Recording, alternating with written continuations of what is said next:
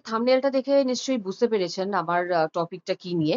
আজকের টপিকটা হচ্ছে ভালোবাসা হচ্ছে একটা রক্ষা কবচ। রাইট, আপনি ঠিকই শুনেছেন। ভালোবাসা এমন একটা রক্ষা কবচ যেটা মানুষকে ভেতর থেকে হিল করে। মানুষের মনকে নরম রাখে এবং মানুষের মধ্যে আত্মবিশ্বাস জাগাতে কিন্তু এই ভালোবাসা খুব সাহায্য করে। অনেকে দেখবেন মায়েরা বলে যে, "এই বয়সে ভালোবাসা?" এরকম বলে যে, "এখন তো ভালোবাসার অনেক কিছু বাকি আছে।" এখন স্কুলের বাচ্চারাও দেখবেন একজন আরেকজনকে প্রপোজ করছে, রাইট? ক্লাস 8-9 এ পড়ে। দেখবেন লেটার লিখছে। আর এখন তো মোবাইলের যুগ। ডেফিনিটলি দেখবেন একটা এসএমএস উড়ে আসছে যে, "আমি তোকে খুব ভালোবাসি।"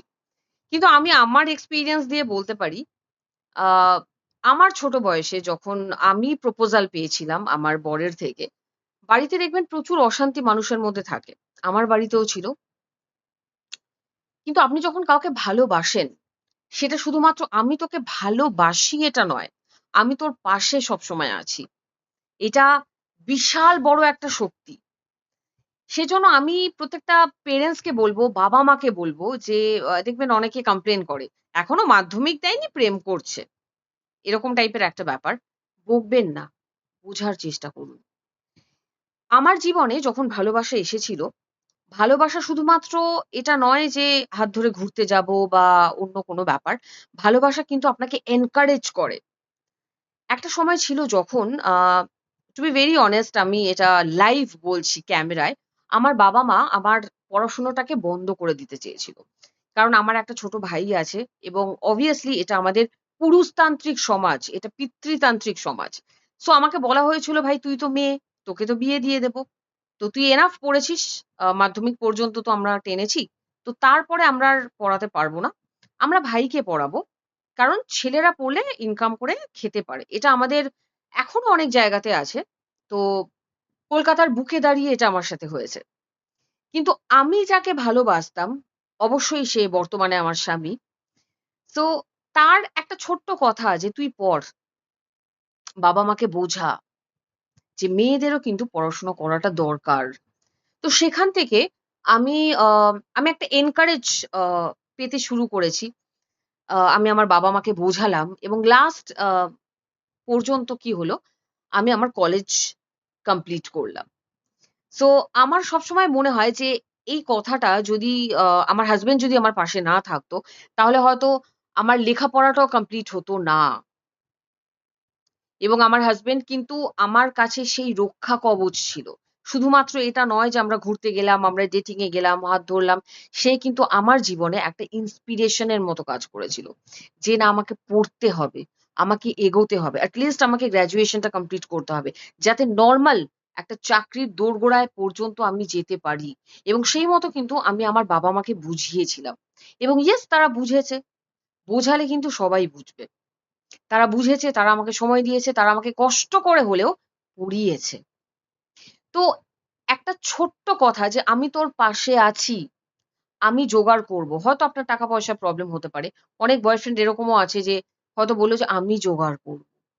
বা হয়তো, "তুই পড়, আমি ব্যবস্থা করব।" এই ছোট, ছোট কথাগুলো না মানুষের জীবনে ভীষণ ইমপ্যাক্ট ফেলে।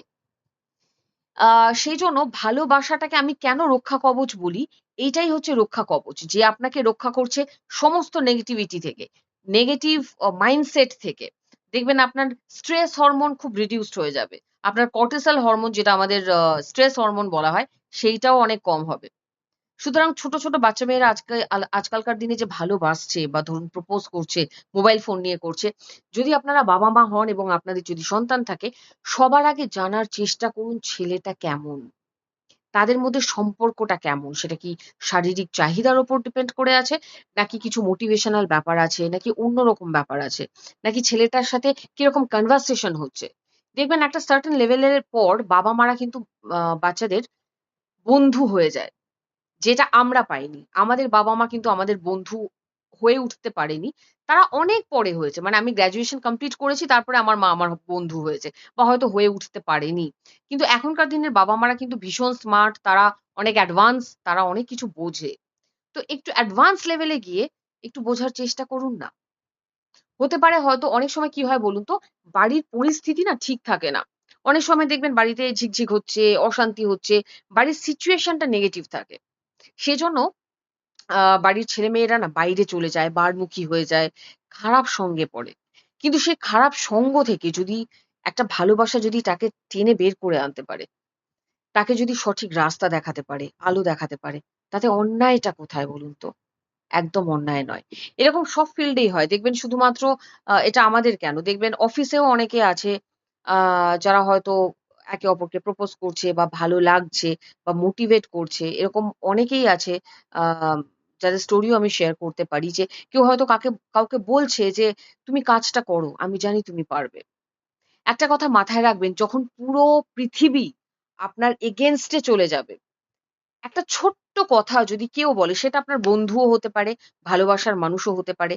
যদি কেউ বলে যে, "আমি তোর পাশে আছি", তাহলে সেটা কিন্তু কোনো বন্ধুত্বের কথা নয়, সেটা ভালোবাসার কথা। সেটা এমন একটা আ মানে ধরুন কি বলবো? বলে না আত্মার সাথে একটা পরমাত্মার মিলন যখন হয়, তখন যে বিশ্বাসটা থাকে, যেখানে কোনো ভয় থাকে না, কোনো ডাউট থাকে না, কোনো রকম শঙ্কা থাকে না। সেইরকম একটা বিশ্বাস থেকে মানুষ যখন বলে যে, "আমি ঠিক জানি তুই পারবি।" যে যাই বলুক।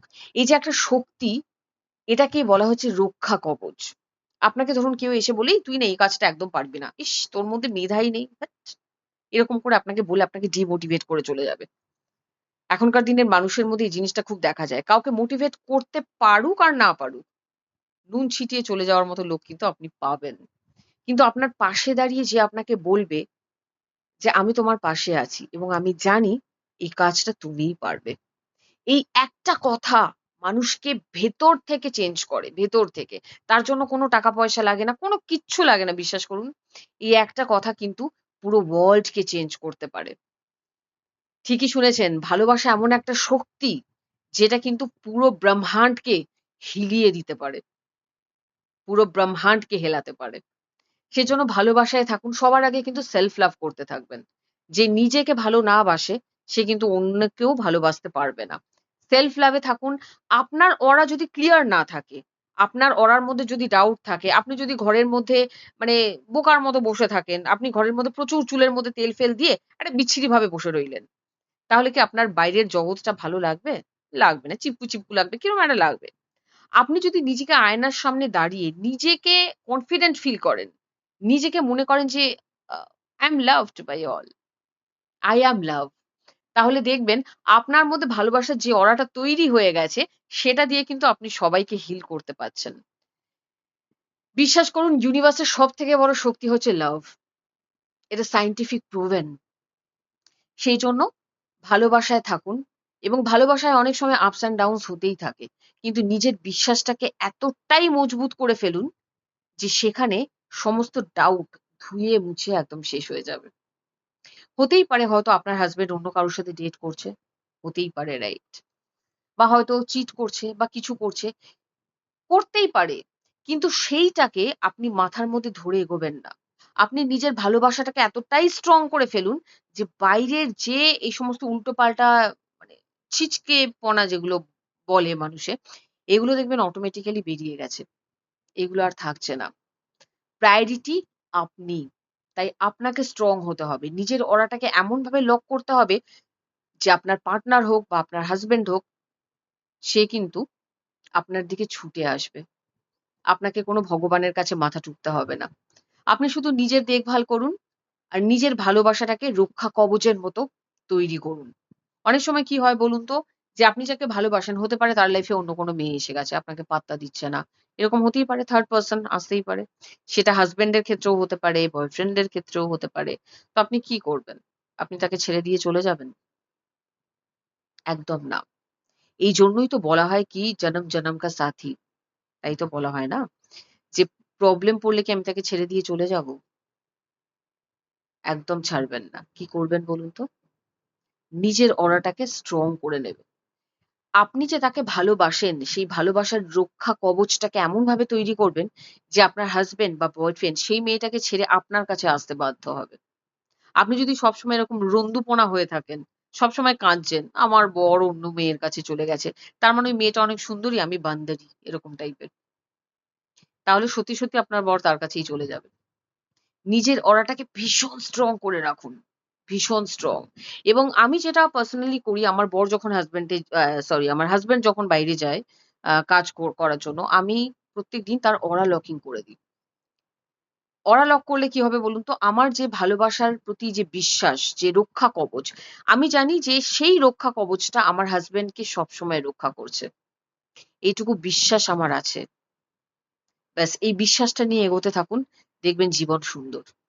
ভালোবাসায় থাকুন, সেলফ লাভ করতে থাকুন। আর সবথেকে ইম্পোর্টেন্ট হচ্ছে আমাকে ফলো করতে থাকুন এবং আমার চ্যানেলটাকে সাবস্ক্রাইব করুন। যারা আমার চ্যানেলটা ফার্স্ট টাইম দেখছেন, তাদেরকে বলে রাখি আমার চ্যানেলটার নাম হচ্ছে universe unlock by Rumki Bhattacharya.